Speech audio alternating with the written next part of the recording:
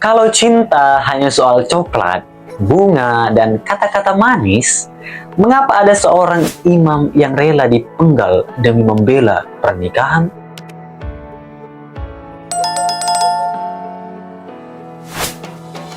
Salve sahabat-sahabat terkasih di channel Aku Katolik. Setiap tanggal 14 Februari, dunia ramai dengan warna merah muda, hadiah romantis, dan ungkapan cinta di media sosial. Banyak orang merayakan hari Valentine sebagai hari kasih sayang. Tetapi sebagai umat Katolik, pernahkah kita bertanya, sebenarnya apa makna Valentine dalam terang iman kita? Apakah ini hanya budaya populer? Atau ada sesuatu yang jauh lebih dalam, lebih suci, dan lebih menuntut pengorbanan? Hari ini kita akan melihat Valentine bukan dari etalase toko, tetapi dari altar gereja. Bukan dari kartu ucapan, tetapi dari kesaksian seorang martir.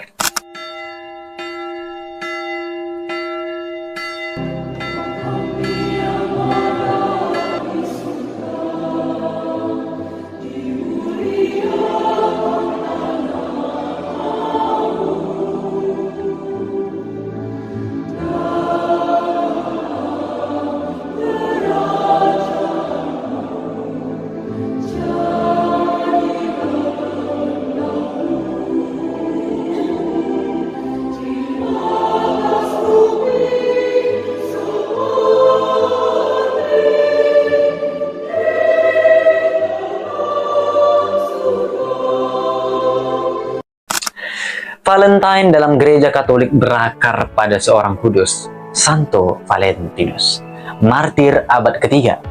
Ia bukan tokoh legenda romantis yang manis dan sentimental. Ia adalah seorang imam, bahkan menurut beberapa tradisi, seorang uskup di Roma yang hidup di masa penganiayaan terhadap umat Kristen.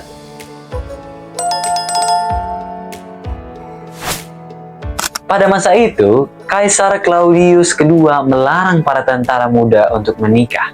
Mengapa? Karena ia percaya bahwa pria lajang adalah prajurit yang lebih fokus dan lebih berani di medan perang. Pernikahan dianggap melemahkan loyalitas militer. Tetapi di tengah kebijakan yang keras itu, ada pasangan-pasangan muda yang saling mencintai. Mereka ingin mengikatkan diri dalam pernikahan yang sah dan kudus. Mereka tidak ingin hidup dalam relasi sembunyi-sembunyi atau tanpa berkat Tuhan. Dan disitulah Valentinus berdiri. Ia tahu resikonya, ia tahu perintah kaisar, namun sebagai imam, ia memahami bahwa pernikahan bukan sekedar kontrak sosial. Pernikahan adalah sakramen. Ia adalah tanda kasih Allah sendiri. Maka secara diam-diam, Valentinus tetap menikahkan pasangan-pasangan muda secara Kristen. Tindakan itu bukan tindakan romantis biasa, itu adalah tindakan iman. Itu adalah pembelaan terhadap sakramen. Itu adalah keberanian untuk mengatakan bahwa cinta sejati tidak tunduk pada tekanan dunia. Akhirnya ia ditangkap, ia dipenjara, dan pada tanggal 14 Februari, ia dihukum mati. Ia menjadi martir, saksi iman yang mengorbankan hidupnya demi membela kasih yang kudus. Dari kisah ini saja, kita sudah melihat bahwa Valentine menurut gereja bukan sekedar hari berbagi hadiah. Ini adalah peringatan seorang martir yang mempertaruhkan nyawanya demi kesucian pernikahan. Memang benar, pada tahun 1969, peringatan Santo Valentinus dihapus dari kalender liturgi universal gereja. Bukan karena ia tidak penting, tetapi karena gereja melakukan penyederhanaan kalender agar fokus pada tokoh-tokoh dengan data sejarah yang lebih jelas. Namun ia tetap diakui sebagai santo. Ia tetap dihormati sebagai pelindung pasangan dan cinta kasih Kristiani. Di beberapa komunitas dan paroki tertentu, terutama yang menggunakan kalender tradisional, misa Santo Valentinus masih dirayakan. Artinya, gereja tidak pernah menghapus cintanya kepada Santo Valentinus. Yang berubah hanyalah pengaturan kalender, bukan pengakuan akan kekudusannya. Lalu, apa makna Valentine bagi kita sekarang? Pertama-tama, gereja mengajak kita melihat cinta sebagai panggilan untuk berkorban. Dunia sering mempromosikan cinta sebagai perasaan yang menyenangkan, penuh euforia, dan memuaskan diri. Tetapi Santo Valentinus menunjukkan bahwa cinta sejati selalu mengandung salib. Yesus sendiri berkata, tidak ada kasih yang lebih besar daripada kasih seseorang yang memberikan nyawanya untuk sahabat-sahabatnya. Itulah kasih agape, kasih yang memberi diri. Valentinus meneladani kasih itu. Ia tidak mencari popularitas. Ia membela pasangan-pasangan muda karena ia percaya bahwa Allah sendiri hadir dalam sakramen pernikahan.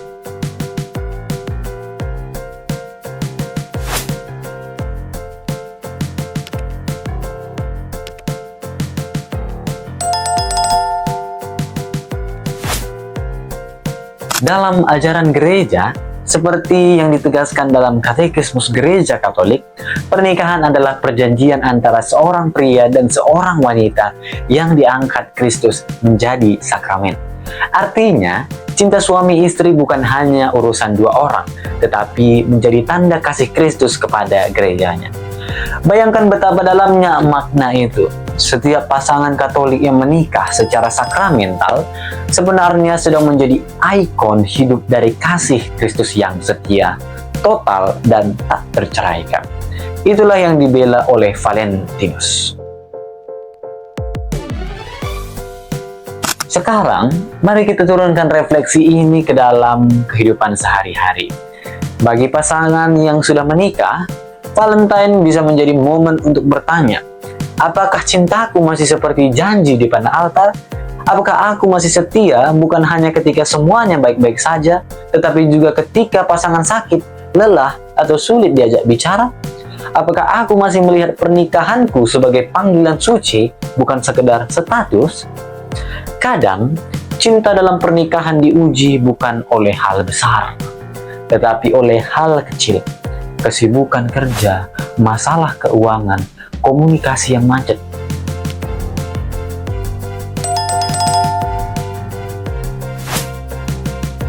Disinilah pengorbanan menjadi nyata. Dan disitulah semangat Santo Valentinus bisa hidup kembali. Bukan dalam bunga mawar, tetapi dalam kesetiaan sehari-hari. Bagi kaum muda yang sedang berpacaran, Valentine adalah kesempatan untuk merenung. Apakah relasiku membawa aku semakin dekat kepada Tuhan, atau justru menjauh? Apakah kami saling membantu menjaga kesucian, atau malah saling menjatuhkan dalam dosa? Gereja selalu mengajarkan bahwa cinta harus murni. Paus Yohanes Paulus II dalam teologi tubuhnya menekankan bahwa tubuh manusia memiliki martabat dan makna yang luhur.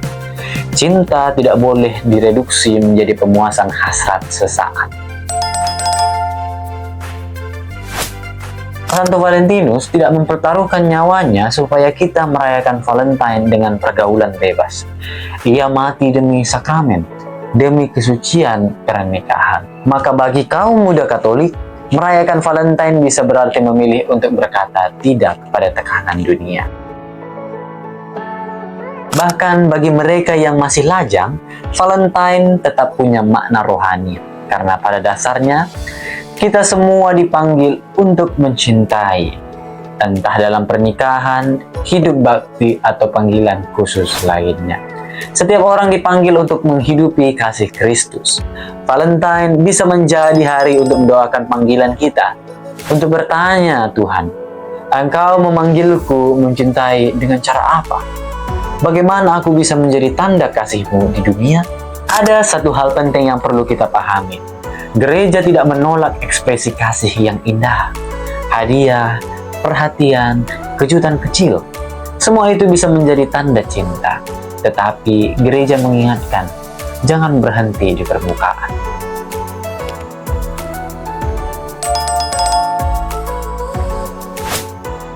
Dalam ensiklik tentang kasih, Paus Benediktus ke-16 menjelaskan bahwa cinta manusiawi, eros, perlu dimurnikan dan diarahkan oleh kasih ilahi, agape. Artinya, cinta romantis itu baik, tetapi harus diangkat, disucikan, dan dituntun oleh Tuhan. Dan inilah yang membuat Valentine dalam iman Katolik menjadi begitu indah. Ia bukan sekedar perayaan pasangan, tetapi perayaan kasih yang ditebus oleh Kristus.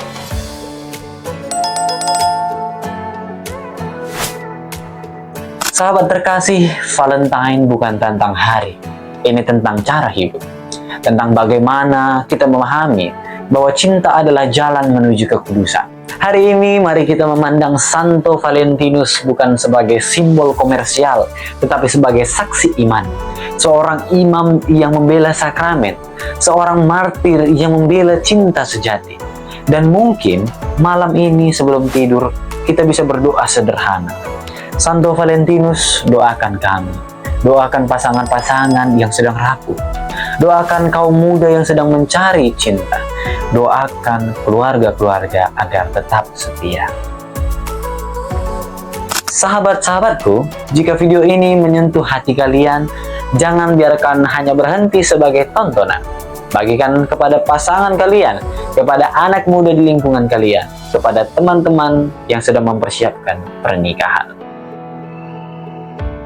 Dan kalau kalian diberkati melalui konten seperti ini, jangan lupa dukung channel Aku Katolik dengan cara like, subscribe. Dengan cara sederhana itu, kalian ikut ambil bagian dalam pewartaan iman di dunia digital. Karena dunia butuh lebih banyak cinta yang kudus. Dunia butuh lebih banyak Valentinus baru. Orang-orang biasa yang berani mencintai secara luar biasa. Tuhan memberkati kita semua dan semoga kasih Kristus selalu menjadi dasar setiap cinta dalam hidup kita. Salve.